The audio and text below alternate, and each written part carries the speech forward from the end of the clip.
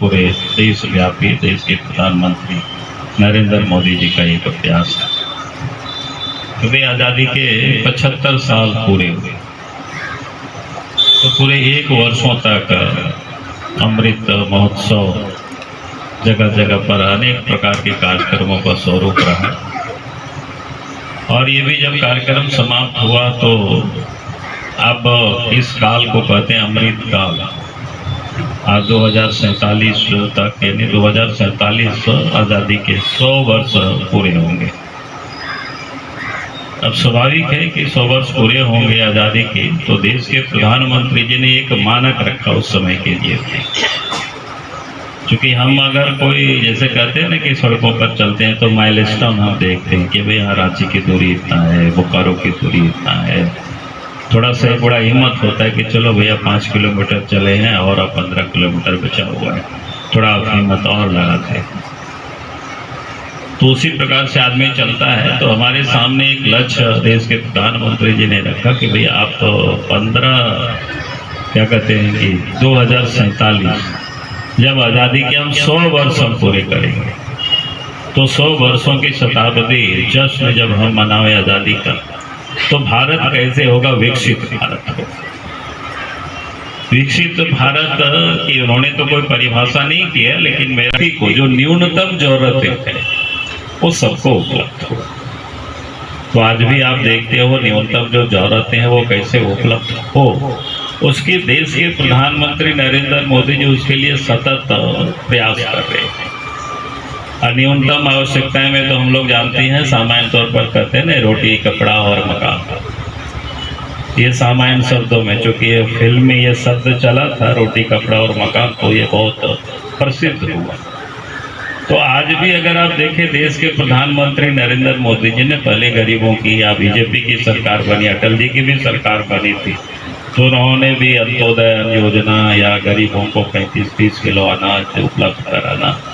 तो ये उसी समय से शुरू हुआ कि यह बात अलग है कि बाद में धीरे धीरे उसका और थोड़ा सा स्वरूप लोगों ने अलग किया।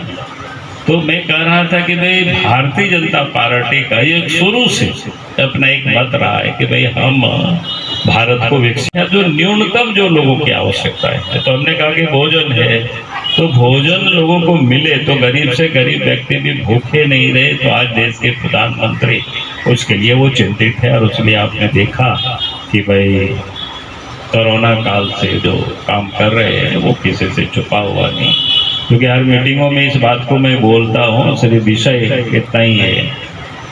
उसके बाद आवास के लोगों की, हर कोई इंसान चाहता है कि भाई हमारे लिए रहने को ठीक ठाक मकान मिले। जो झोपड़ी में रहता है तो चाहता है कि नहीं थोड़ा सा पक्का का हमारे लिए अच्छे मकान हो। तो देश के प्रधानमंत्री जी ने गरीबों की जो झोपड़ी है उसको पक्के मकान में तब्दील करने की उन्होंने एक प्रकार से अभियान शुरू किया। और आज देश में 4 करोड़ से अधिक पक्के मकान प्रधानमंत्री आवास के ओर से ये बनाए गए, लोगों को चाबियां सौंपी गई। अभियान ये चल ही रहा है। प्रयास ये है कि भाई हम हर व्यक्ति को जो गरीब है उनको हम ये पक्के मकान हम उपलब्ध कराएं। तो ये भोजन, वस्त्र, आवास, तो ये जो मैंने कहा कि न्यूनतम आवश्यकता है, तो अर्थात हमारी भारत वैसा बने और फिर बीमार हो तो फिर उनकी इलाज अच्छे अस्पतालों में इलाज हो सके। उसके लिए भी आप सबने देखा कि वह किस प्रकार से देश के प्रधानमंत्री आयुष्मान कार्ड, और उससे 50 करोड़ लोगों को उसे कवर करना, यानी अगर कहें कि दुनिया की सबसे बड़ी वो स्वास्थ्य बीमा कार्यक्रम सरकार की ओर से कराई जा रही है। और फिर उनका भी बताया कि 80 करोड़ देश की आबादी को खिलाना कोई मामूली बात नहीं है। 80 करोड़ की आबादी कहीं अमेरिका और पूरे यूरोप की आबादी मिलाकर होती है, यानी उतनी बड़ी आबादी अब देश। फिर तो हमें कह रहे थे कि भाई जो न्यूनतम आवश्यकता है, फिर बच्चों की पढ़ाई लिखाई ठीक प्रकार से उस दिशा में भी उनकी योग्यता सामर्थ्य के हिसाब से उनको शिक्षा भी मिल सके। नहीं पाते क्योंकि यहाँ उतना मेडिकल कॉलेज है नहीं, और ये एक बड़ी समस्या है। लेकिन देश के प्रधानमंत्री ने जितने मेडिकल कॉलेज 2014 तक बना था उससे कहीं अधिक इन 9.5 वर्षों में उन्होंने देश भर में बनाए। तो ये अपने आप में, मैं क्योंकि अभी आंकड़ा मेरे पास तुरंत याद नहीं है दिमाग से, लेकिन 300 से कुछ ऐसे अधिक मेडिकल कॉलेज पूरे देश में बना करके तैयार। झारखंड में भी 3 नए मेडिकल कॉलेज बने जब रघुवर दास जी राज्य के मुख्यमंत्री थे। और देश के प्रधानमंत्री जी का एक प्रयास है कि वे हर जिला में हो। अगर हर जिला में मेडिकल कॉलेज होंगे, 50 बच्चे हर साल पढ़ लिख करके निकलेंगे तो भी डॉक्टरों की कमी नहीं होगी। जो देश है, दुनिया का जो मानक है, तो भारतवर्ष में भी 2049 आते आते हमारा जो आज विकसित देश की मानक है, जो आबादी पर डॉक्टरों की होना चाहिए, तो वो हमें भारतवर्ष में भी होना चाहिए। और ये हो सकता है, आज भी आप देखे होंगे कितने बच्चे पढ़ने के लिए यूक्रेन गए हुए थे। जब वहाँ यूक्रेन और रशिया के युद्ध हुआ तब पता चला कि भाई 20,000 करीब हमारे बच्चे वहाँ फंसे हुए और वो पढ़ाई के लिए गए थे। आप बताइए कि वहाँ की यूक्रेन, वहाँ की भाषा कठिनाई, लेकिन तब भी अपने बच्चों को पढ़ाने के लिए उस भाषा को सीखते हैं, फिर वहाँ पढ़ करके आते हैं, फिर यहाँ फिर उनको एग्जाम दे करके। तो मैं ये कह रहा था, मैं विकसित भारत की न्यूनतम जो आवश्यकता है उस पर मैं विषय को मैं कह रहा था। और फिर दवा के क्षेत्र में भी देखेंगे किस प्रकार से आज जन औषधि केंद्र जिसको कर सकते हैं, जो जेनरिक दवा की जो करते हैं, आपके बोकारो जिला में भी 13 ऐसी दुकानें हैं। बोकारो शहर में भी शायद 6 दुकानें हैं और 125% सस्ते दरों पर वो दवा मिलती है।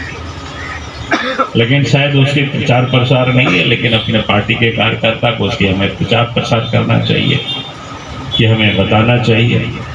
तो ये मैंने कहा कि भाई ये हम विकसित भारत बनाएंगे, तो एक और जब विकसित भारत बनाएंगे तो विकसित भारत का क्या, फिर हमारा जो आज पॉल्यूशन का जो लेवल है देश के अंदर में, हम कार्बन जो उत्सर्जन कर रहे हैं, जैसे आज डीवीसी के गेस्ट हाउस में ठहरे हुए थे तो बातें चल रही थी कि भाई और यहाँ प्लांट बढ़नी चाहिए। लेकिन आप सबने सुना होगा देश के प्रधानमंत्री जी ने कहा क्या है कि भाई 2070 तक यानी हम यहाँ क्लीन एनर्जी की ओर हम जाएंगे। हम उस पर, आप देश या दुनिया उस पर चिंतित है।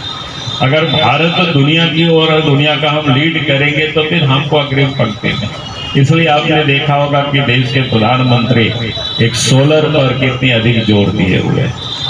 आपने सुना होगा उस समय जब बैठकें हुई थी तो क्या कहते हैं कि 1 सन 1 अर्थ 1 ग्रिड, इसकी जो कल्पना, और दुनिया के सामने उस पर भी एक ये हुआ है, संधि हुआ है, जो आपस में देश दुनिया होते हैं।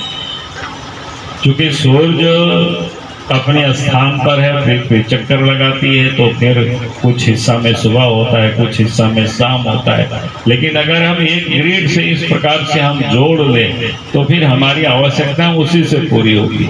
तो कहने का अर्थ है कि हम क्लीन एनर्जी पर हम कैसे जाए। और वास्तव में आज के तारीख में सोलर एनर्जी पहले कितनी मांगी थी, आप थोड़ी सस्ता हो गया। भारत में आप खुद भी प्लेट बनने लगा।